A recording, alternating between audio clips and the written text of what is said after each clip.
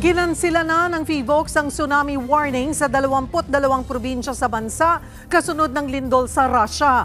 Pero ang mga residente maagang lumikas dahil sa takot. Nasa frontline ng balitang yan, si Bril Montalvo.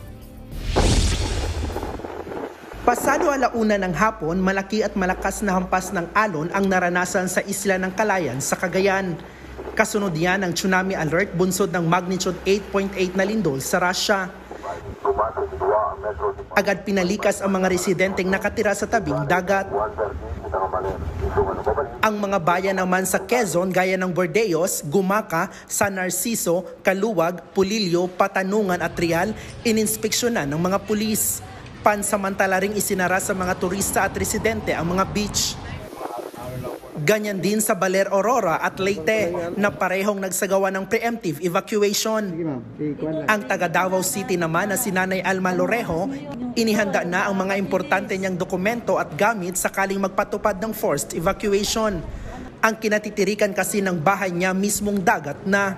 Natakot din kami, malapit lang kasi kami sa dagat. Kami dito takot din kasi hindi namin alam kung sa anong oras ngayon, maano na.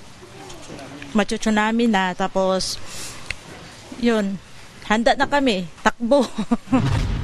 Malaking bahagi kasi ng Mindanao ang kabilang sa 22 lugar sa bansa na nakataas ang tsunami warning. Ang ilang mangingisda maagang umalis sa laot dahil sa pangamba ng tsunami. Ang mga beach resort din sa lugar hindi muna tumatanggap ng bisita. Ipinagbabawal din nila ang pagsuswimming mula alauna hanggang alas 3 ng hapon kanina. Yan kasi ang oras na inaasahang tsunami ayon sa PHIVOLCS. Giit nila malayo man ang Russia, malapit ang Pilipinas sa Pacific Ring of Fire. Nangyayari na po ito, lahat po ng mga bansa na nasa gilid ng Pacific Ocean ay source po yan ng earthquake. Sa ngayon po, sa pangyayari ngayon, minor sea level siya, orange, no? Orange level siya, don't panic. Nagbabalita mula sa frontline, Bril Montalvo, News 5, Mindanao.